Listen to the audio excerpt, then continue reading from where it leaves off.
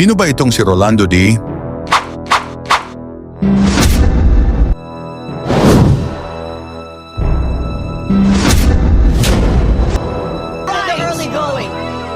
Si Rolando Day ay isa sa mga Pilipinong mandirigma na kilala pagdating sa larangan ng Mixed Martial Arts o MMA.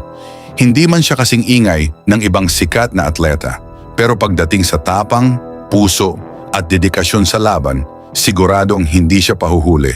Kaya sa video na ito, aalamin natin kung sino nga ba si Rolando D, paano siya nagsimula, at bakit marami ang humahanga sa kanyang estilo sa loob ng kulungan. Noong bata pa lamang si Rolando D, mahilig na talaga siya sa sports at pisikal na aktibidad. Ngunit hindi naging madali ang kanyang paglalakbay. Tulad ng maraming atleta, dumaan din siya sa hirap bago tuluyang makilala sa mundo ng MMA. Habang ang ibang kabataan ay abala sa ordinaryong buhay, si Rolando ay nagsimulang magpursigi upang mahasa ang kanyang katawan at isip para sa pakikipaglaban. Unti-unti siyang nahilig sa combat sports hanggang sa tuluyan niyang pinasok ang mixed martial arts. Dito niya ipinakita ang kanyang kakaibang tibay at agresibong estilo. Hindi siya yung tipong umatras kapag nahihirapan. Sa halip, mas lalo pa siyang lumalakas habang tumatagal ang laban. Naging kilala si Rolando Day dahil sa kanyang explosive striking at walang takot na pakikipagsabayan kahit kanino.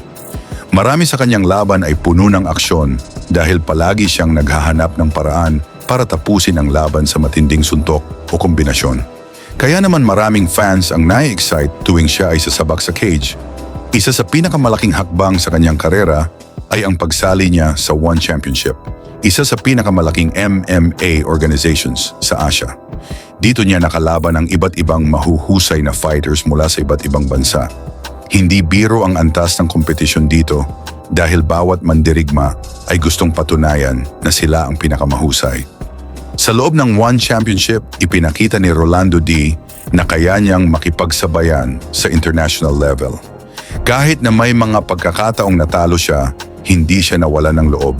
Sa halip, ginamit niya itong inspirasyon para mas pagbutihin pa ang kanyang laro. Iyan ang isa sa mga katangian ng tunay na mandirigma, ang kakayahang bumangon pagkatapos madapa. Bukod sa kanyang tapang, hinahangaan din si Rolando dahil sa kanyang disiplina. Ang MMA ay hindi simpleng suntukan lamang. Kailangan dito ng matinding ensayo, tamang pagkain, matibay na katawan at matatag na pag-iisip. Araw-araw niyang sinusubok ang sarili sa training camp upang manatiling handa sa anumang laban.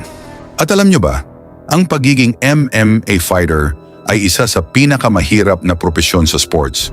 Isang pagkakamali lang sa loob ng cage ay maaaring magdulot ng pagkatalo.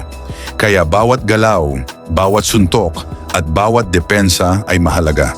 Ngunit sa kabila nito, patuloy pa rin si Rolando D sa paghabol ng kanyang pangarap. Maraming kabataang Pilipino rin ang nai-inspire sa kanya dahil pinapakita niya na hindi kailangang maging sobrang sikat agad para makilala. Ang importante ay ang sipag, tiyaga at paniniwala sa sarili.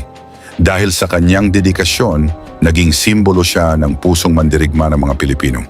Hanggang ngayon, patuloy pa rin ang kanyang paglalakbay sa mundo ng MMA. At sa bawat laban na kanyang pinapasok, dala niya hindi lamang ang kanyang pangalan, kundi pati na rin ang bandera ng Pilipinas. Kaya naman tuwing lumalaban si Rolando Day, maraming Pilipino ang sumusuporta at umaasang muli niyang maipapakita ang kanyang bangis sa loob ng cage. Ang ama ni Rolando D ay si Rolando Navarrete, isang dating WBC Super Featherweight World Champion na kilala bilang isa sa pinakamabangis na knockout artist ng Pilipinas noong dekada 80. Ang tunay na pangalan ni Rolando Day ay Rolando Gabriel D. Jr., ngunit ginamit niya ang apelidong Day mula sa kanyang ina. Ayon sa mga ulat, si Rolando Navarrete ay nagkaroon ng 7 anak mula sa iba't ibang relasyon at isa si Rolando D sa kanyang mga anak. Hindi gaanong kilala sa publiko ang kanyang ina dahil mas pribado ang kanyang buhay at bihira itong mabanggit sa media. Ngunit malinaw na malaki ang naging impluwensya ng dugo ng pagiging mandirigma mula sa kanyang amang si Rolando Navarrete, kaya naging matagumpay rin siya sa MMA at bare knuckle boxing. Si Rolando D ay nagsimulang maging profesional sa MMA noong taong 2011. Doon nagsimula ang kanyang paglalakbay bilang mixed martial artist matapos niyang magsanay ng matindi sa striking at grappling. Unti-unti siyang nakilala sa lokal na MMA scene sa Pilipinas dahil sa kanyang agresibong fighting style at malalakas na suntok. Habang dumarami ang kanyang panalo, mas lalo siyang napansin hanggang sa mabigyan siya ng pagkakataong lumaban sa malalaking organisasyon gaya ng One Championship. Bago pa siya sumikat sa One Championship, dumaan muna siya sa mahihirap na training at laban sa local promotions. Dito niya nahasa ang kanyang tibay, depensa at killer instinct sa loob ng cage. Dahil sa kanyang determinasyon, naging isa siya sa mga kilalang Filipino MMA fighters na lumaban sa international stage.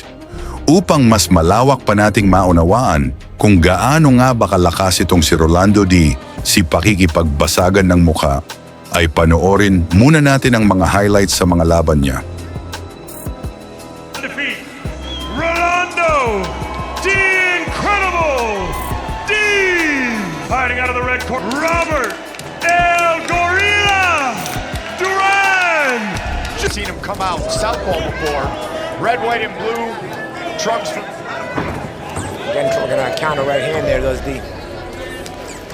We do.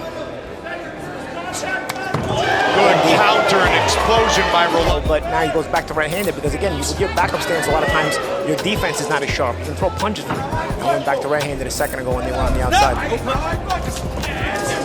Now you can see Duran more comfortable in the right-handed stance. He gets into an offensive mode. Back in 2020, a lot of MMA for Robert Duran Jr.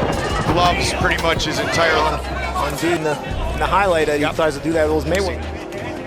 For Robert Duran to our co-main and blue trunks 25. Final 30 seconds round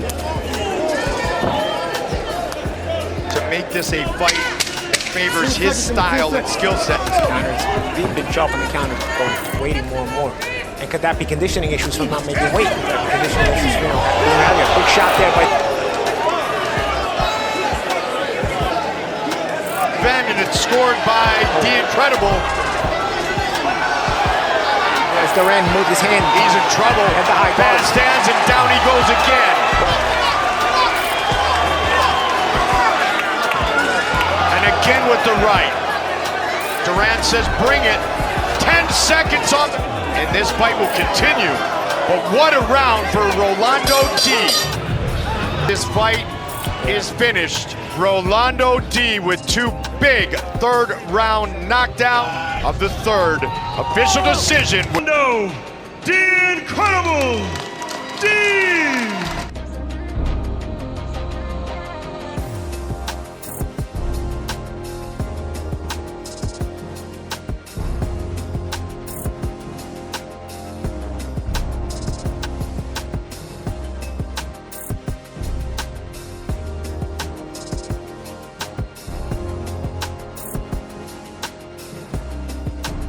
Jimmy Smith and Paulie Malignaggi gets clipped with the right and down with the early going. Get out of there. He's got to get out of the corner. Got to use his footwork. He does have the speed, does have the combinations, but not at this distance. Oh, another right and down is Paulie again. And now he's... Isang karangalan na naman ang ipinakita ni Rolando Day sa bansang Pilipinas dahil panalo na naman siya sa kanyang bagong laban. At ngayon ay maraming mga Filipino fans ang nag-aabang sa kanya.